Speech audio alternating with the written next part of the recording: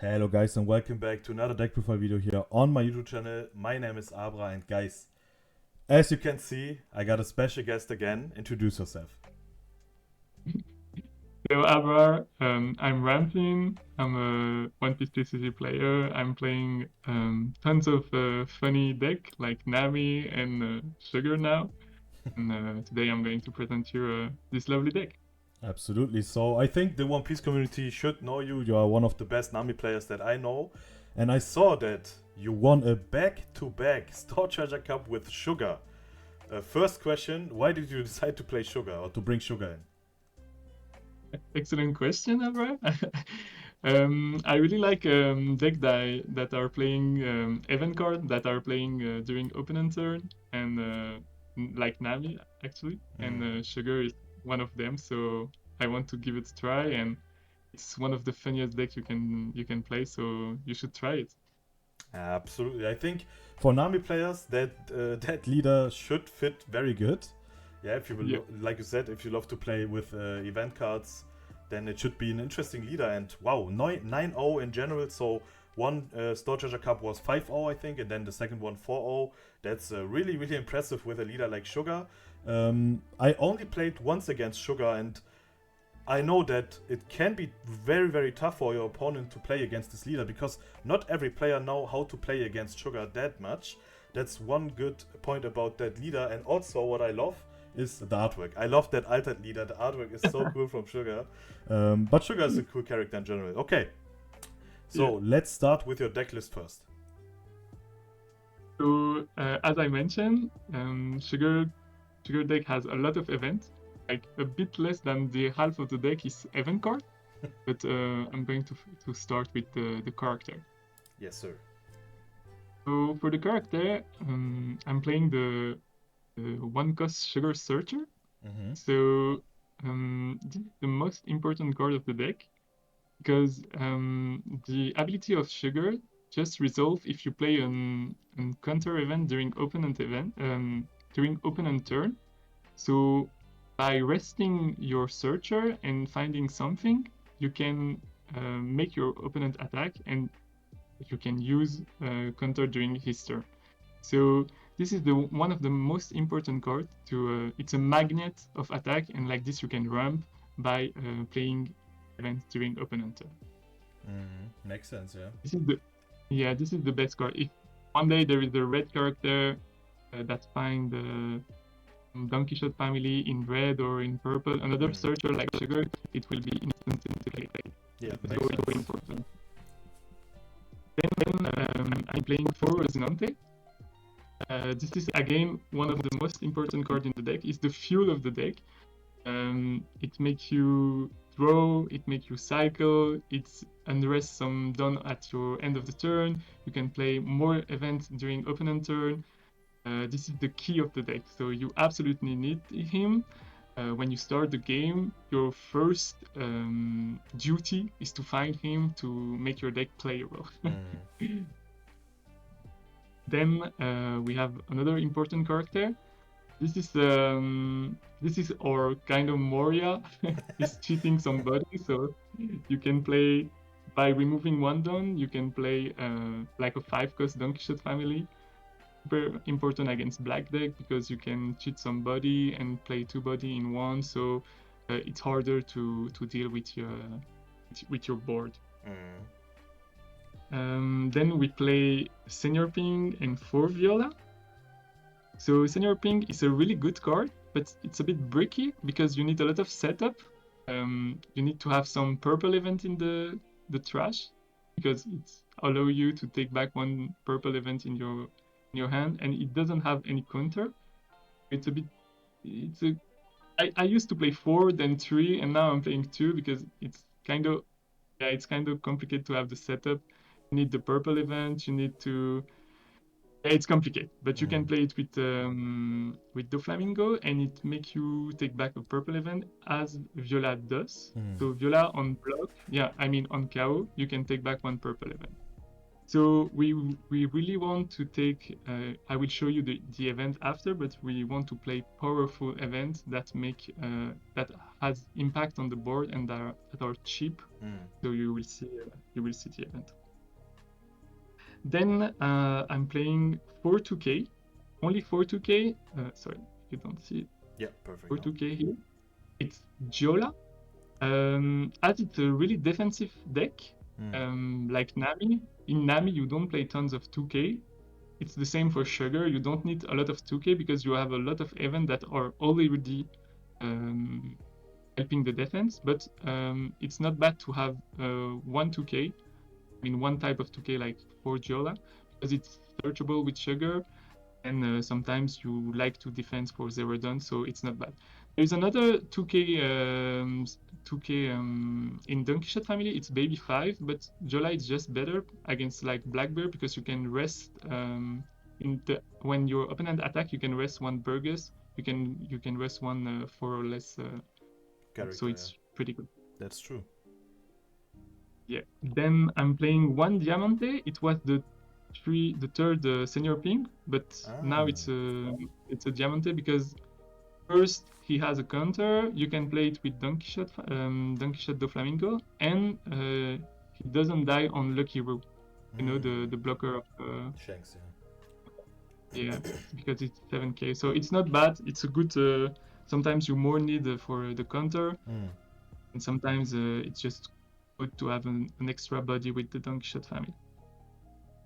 And you don't need any setup for this card. It's just a vanilla. It's okay. It's good stats. Then I'm playing 2 Dragon. Yep, like this is fine. I'm playing 2 Dragon. It's a pretty good card. You will see with the deck. It's really 8 cost is really important because if you don't have like a Rosinante, having 2 done up and like 1 extra with the effect of the leader if you have a senior ping or something, giving you 3 done open, and 3 is the key number in the deck because you always want to have 3 done open at the end of your turn. So 8 costs are super good.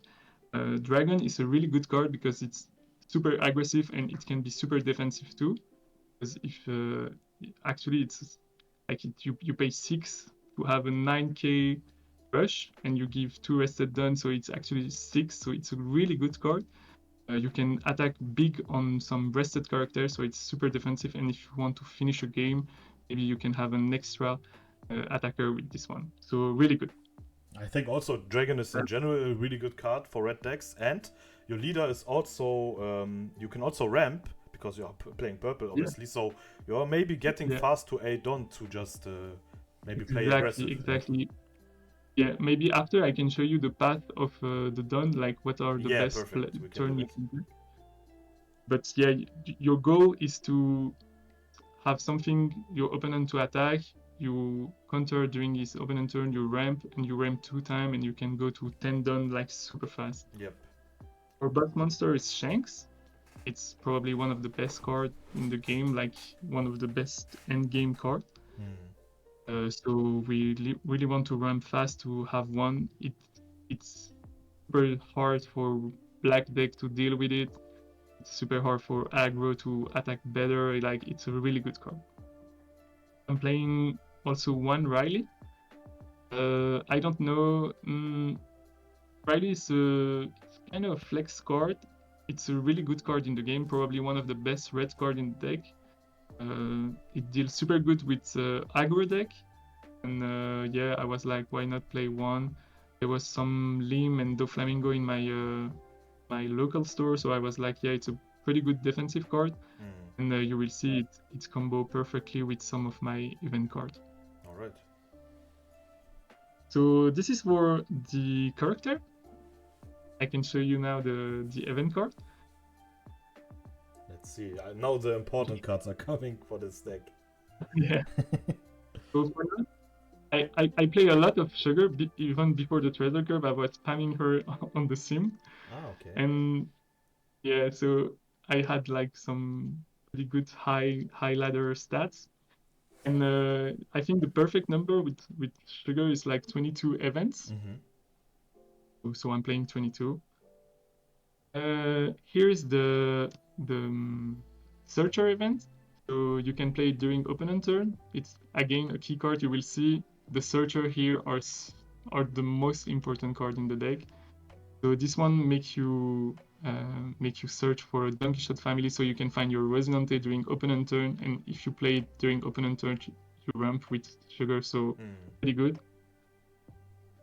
This is one of the best cards of the game. Actually, if you want to find a 2-cost event that, I mean, if you want to find the best 2-cost event that counters, this is the best one. You with 2 done, you are like giving minus 6k.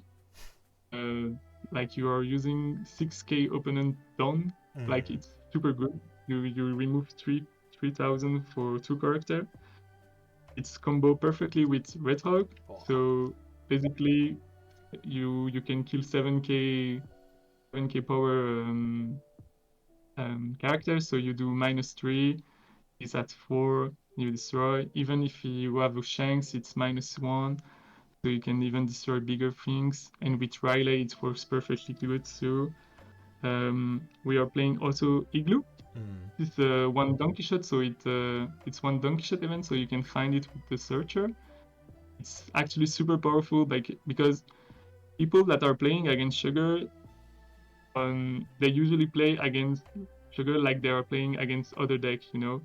So they are going to attack for 7k, they are going to attack for 9k, and Sugar deals perfectly with that because you do -3k for the 7k attack. And for the 9k attack, you can just go to 10 because you're gaining 3k and then removing 2. So 9k attack is not enough too. This is the super good event. And we are playing for Noro. Noro is one of the core cards again. It allows you to gain +2k and then rest one of your opponent character. So we have two. So I'm playing a 1 of 0k because we are playing a lot of brick, and then we are playing one Gum Ball Pistol because GP is a really good deck right now, and we have a lot of 6k body like Senior Ping, Resonante, and things like this. Just for the precision, so we have 2 types of events. We have the -1 event, and we have the classical no -1 event. So the not -1 event or the event that we are going to look in the early game because it allows us to ramp. And these are the cards that we want to see at the end of the game. And they are super important because usually with Resonante and the ability power of Sugar, we are going to untap 3 done. So what we are going to do is like playing a -1 event. So we are going to pay 2. We will have 1 more done. We are going to remove 1 of our done. And with the power of Sugar, we are going to gain 1. So with 3 done, we will be able to play 2 2-cost events. So the -1 are super important in the end game because if we have 10 done and we untap 3 done and we have only 2 red events, we can play them because we don't have any done to ramp. I don't know if it's clear. Yeah, I understand now. So this one are super important in the game, and a lot of players of Sugar I've seen on Discord are playing like 1-cost event that are super defensive, like Radical Beam and things like this. But you really want to play event that actually have an impact on the board, like this one, -6k, rest something, destroy something, and counter big. So I don't really enjoy the 1k events. Yeah, makes sense. First question: did Red Hawk and damn, I forgot the name at the bottom. The purple event. Yeah, exactly. Did you use both of them as a combo? Yeah, a lot of time. Yeah, wow. Yeah, a lot of time. What you can do is, people that I'm playing with them often know the combo, so sometimes you have to play the Hell Judgment and the Red Hawk on the same attack. But if people doesn't really know the deck, you can just Hell Judgment targeting 2 character, and maybe he's going to attack with the leader. You can counter the leader with this one. But sometimes it's tricky. Sometimes people are even playing around this, but you can't play around Red Hawk and around Noro. Because if you want to counter Red Hawk, you are going to put some done of on your character before the battle. Like this, they will be over 8,000, so we can't really Red Hawk them. But if they do that, you can Noro the one that they put some done on it, and they're going just to lose some done. So it's difficult to play around this one and around this one. Wow. But that makes this deck so consistent that you have an answer for every style of your opponent is playing. Like he cannot really play around your deck, but you can play around them because you have so many different event cards that are so good. It's a super deck to play against a lot of different decks. This is a key card against aggro. This is so good against big body. Like if there's 2 shanks, you are already removing one of the shanks. And then what you can do, it's like you take back with Senior Ping the Noro, and then you put a blocker. You block with one of the body, but before the damage, you use a Noro, you rest something, you sacrifice Viola, you take back the Noro, so you can rest another thing. I didn't know about that. Wow. Yeah, you can do, like, if you like to counter attack from your opponent, this is so stimulating to play. So what a deck! So fun to play. I think I need to try to play it for sure. Yeah, you should. Wow. So this was the last cards of your deck. Is there any card that you will probably change or try to play maybe for the future? To be honest, I tried a lot of events, and these 3 are one of the best events you can have for 2 done. This is really good because it helps you to survive. Even at the end of the game, if they do a 9k attack, you can counter with this. And the only flex spot for now are like these 2. I like this one because sometimes you have a lot of brick in your hand, so you can discard them. It's a good trigger because you can ramp. And this one is really meta dependent because against green purple is really good. But this is the card I really like. For the character card, the flex spot are again my one-off. It's like this one. Riley, if we found something better, if you want to play against more control decks, you can play more shanks. If you play against a lot of black deck, you can add some dragon, and maybe the diamante if you want to play 2k more. It's something that you can do also. Okay, and next question is, what is your more likely curve? Do you want to go first or do you want to go second? Yeah. Actually, the deck, it's super funny because I like to play some decks that are super pilot dependent, like not matchup dependent, but pilot dependent. If you're playing against a good player, you should definitely go first. And if you play against a bad player, you should go second because he will probably attack you. But good players are not going to attack. Because you don't ramp. Yeah, exactly. So what you want to do, it's like go first. Actually, there is some matchup that you want to go second. There is some matchup that if they go first, like Dofi, he has to attack with Tridon, so you can go second because he's going to play a Perona, and with Tridon he's going to do leader effect, so he's going to attack you. So there you can go second. But usually you go first because you want to find this card. So you play it for 1 done. Next turn you have 3 done. So you use the ability, and then you have 2 done to use an event because he's going to attack it. Okay, that makes sense. And something that is super good, it's like if he's going to attack for 5 with the leader, because usually people are not going to invest more to just attack a leader. With 2 done, you can add 3,000 here, so he's going to 4, and you can -2 the leader, so you can defend your searcher with 1 card, and you do leader ability, so you ramp 1, and next turn you add at 6. Wow. So you keep your searcher, ramp 1. This is the best things.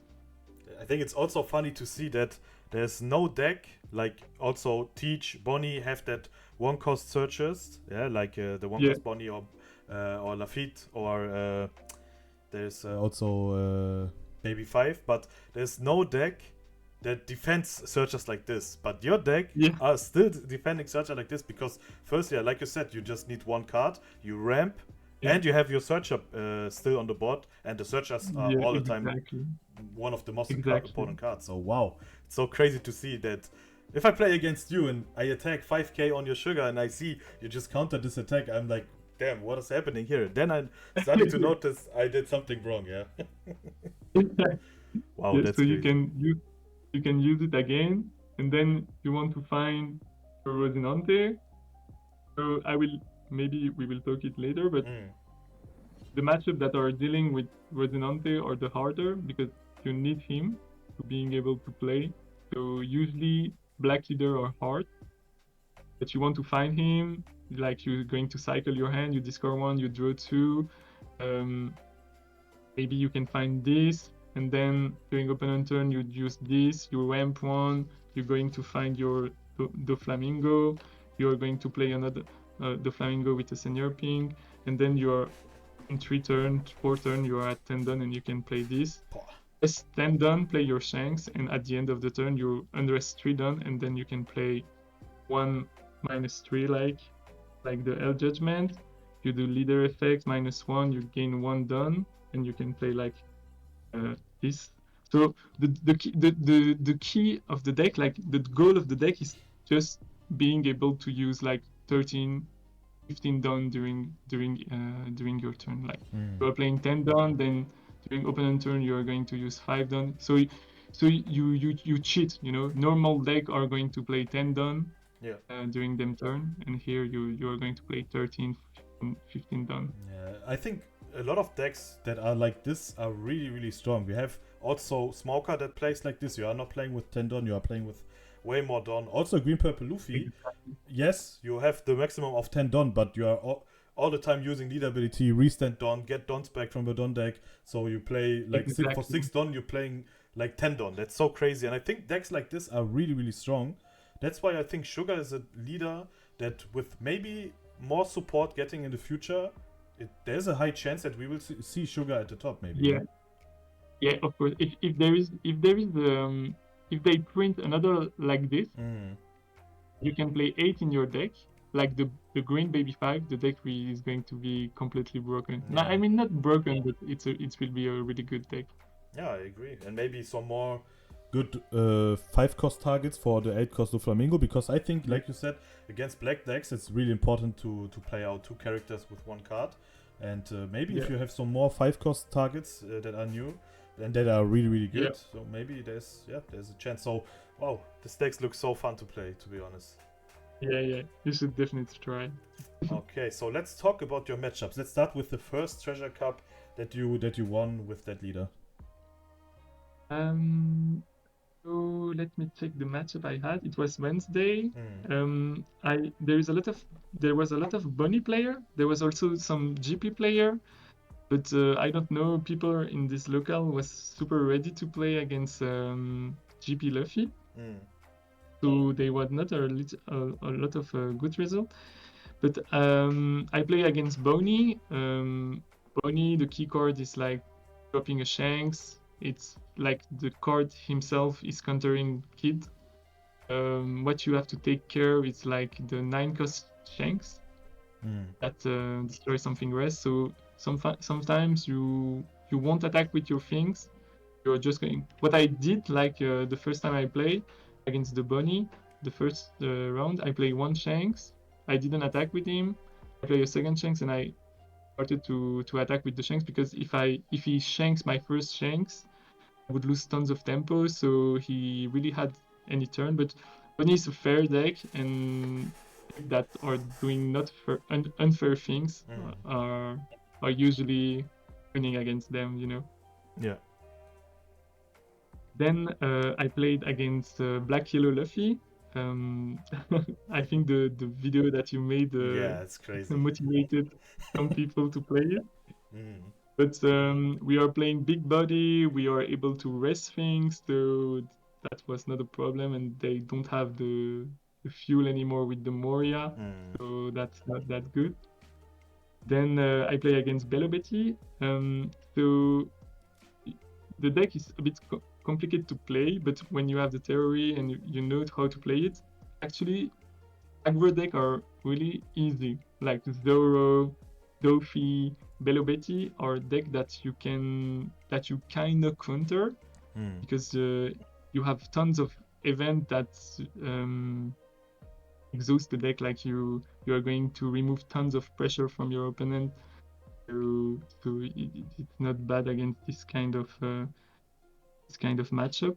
And I play against Bonnie again, and in final it was a really good player. It was a guy that was playing Yellow Kid. Yellow Kid is interesting matchup because it's going to be a matchup that you are going to be at 0 life, and you are going to start to play some Viola that are going to block. You are going to take back your event that are resting things, and so you don't have to be afraid to go to 0 life. But it's super grindy matchup, I think, yeah? Yeah, it's super grindy. You have to take them live, maybe sometimes to bluff that you are going to take one of the live, they will counter, so you are going to back on the boards like this. They can't give blocker to their stuff, and it's super complicated. Like green purple matchup is not a bad matchup too. Like you have tons of things to like. If they can't play Luffy, the Luffy rush, they are going to take back their life on the attack, and you can rest it with Noro, so they're just going to lose one attack, and you can outstarve them. I don't know if you see what I mean. Yeah, I know what you mean. Is there any deck where you would say it is your toughest matchup for sure? So the deck that are hard are like Pitch. Pitch is a hard deck, but it's losing hard against green purple Luffy. So I mean, it's not a problem to play a deck that is losing against a deck that is losing against the best deck. You know? Yeah, makes sense. Yeah. Yeah, as Stitch is losing against GP is not really a problem, but this is the key card. So he will drop his Stitch, and he's going to start the attack. You can just rest the blocker and make some attack back. So it's possible to win. Like I think I have like 45% win rate, and this card is really good.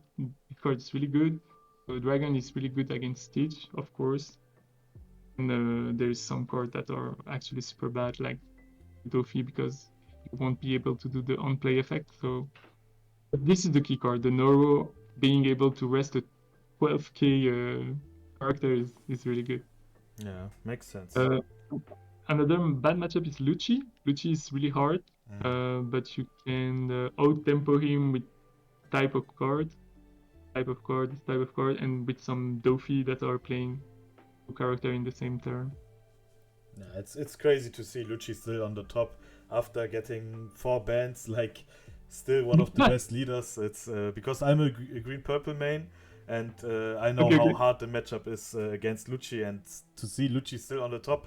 Also for OP11, Lucci will be still on the top. It's just so crazy. Maybe it's not a bad because I think it's winning against all the counter of blue-purple Luffy. Exactly. So it's not a bad. It's not bad to play. Yep, that's the point. Yeah. Okay, then we have. So this was the first Treasure Cup 5-0, yeah? Yeah, this was 5-0. The second one was 4 game because the down pair or something didn't win the game or something. So it was 4, but we were the same number of player. I started with Reiju. So the Reiju matchup was kind of weird because like now people know how to play against Sugar, so it was people give me a lot of time because they don't attack me in the early. So even if I don't have event to ramp, like they gave me a lot of time to breathe and like to not being on the pressure. So against the Reiju, I think I did like 7k leader, then 9 leader, then I play a Riley, then I play a Dragon. I did 7-9. And I don't know, I just won the game with couple of some event during his turn, and I don't know, it was pretty easy, but yeah, he gave me a lot of time, and I think it was not the idea of the match. Okay, yeah. So then I play against a Zoro. He was this Zoro is a really good player. He's playing super good Zoro.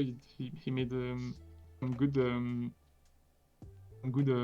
result in tournament and regional. And he knows the deck, so it's kind of complicated. But I won the game. I counter one last attack for 17k, and during early, I play like 2 Hell Judgment and two Red Hawk during the same turn. So I think he attacked me for like with one character, and during this attack I play 1 Hell Judgment, target 2 things, another Hell Judgment, target 2 things, and play in the same turn the 2 Red Hawk and destroy 2 things. So I win with that. Wow.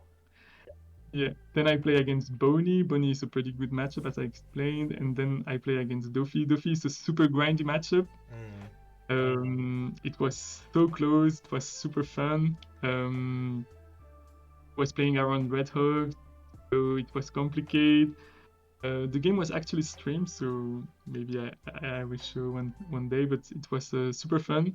But again, you have to take care of Pudding, and if you play around Pudding and deal with the board, you starve him. You don't attack his life, and you just go on the character. And there's a lot of chance of winning this match. Wow. You know what I love the most about our OP10 and EB02 meta?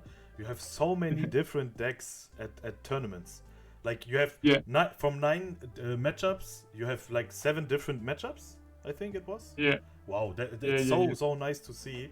That's why I think we need to enjoy the time that we have now. Because we know OP11 will be a little bit different. We have 3 Luffy leaders being at the top.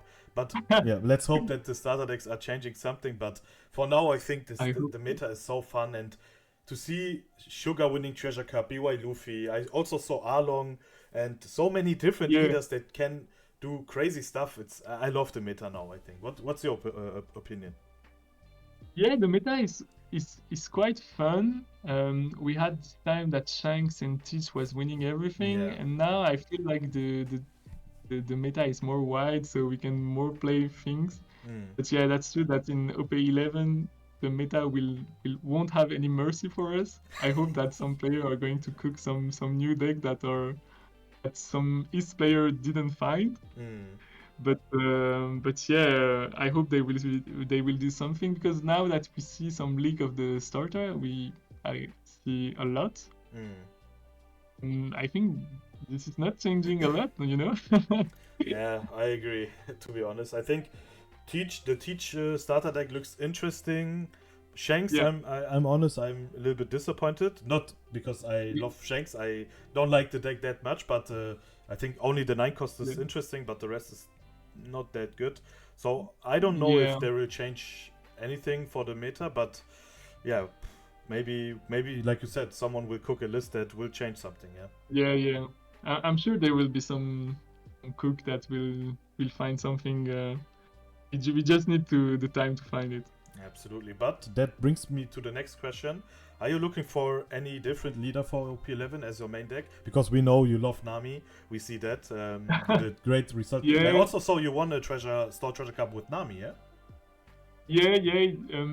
Actually, it was I played I don't know if you know him. It's a pretty good player in Europe of Nami. It's 10 Caro. Ah, yeah, of course I know him. Yeah, and I was like, hey mate, I need to play this deck, but I don't have any list for EB2. And he was like, oh, hold my beer, I have something for you. And he was like, play Cavendish, it's super good against green purple. So I hope he will find something for OP11, but I don't think Nami will be that good. Maybe if there is something to play with Nami, I will be the first to. I'm always the first to play her, so just give me one little things and I will be on her, but it's kind of complicated with blue purple. What do you think about Nami? Talk. Yeah, the thing is, Nami it's good when she's countering like the most represent deck.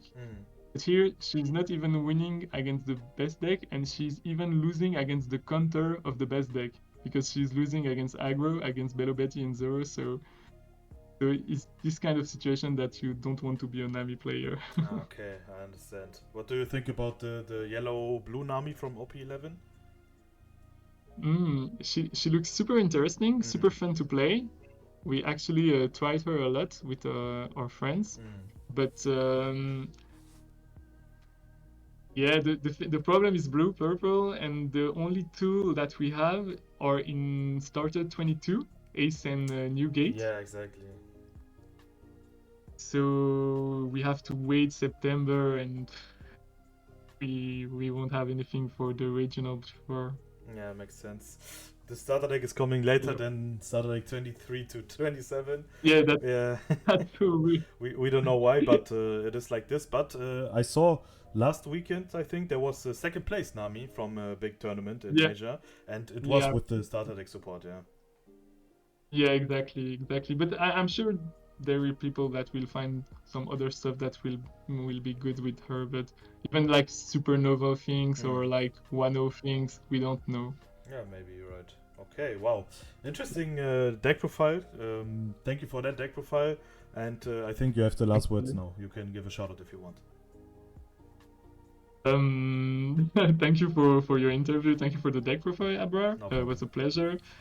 A shout out to all the people from Brussels. Shout out to Scott. It's an American guy that loves the deck Sugar and helped me a lot to try hard the list.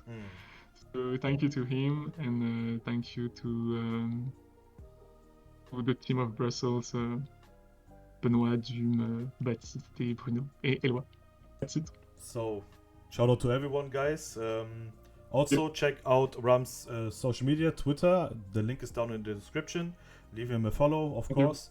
You can also see the whole deck list now. I will show it. And also, leave a like, leave a follow on my YouTube channel, guys. And see you next time. Goodbye.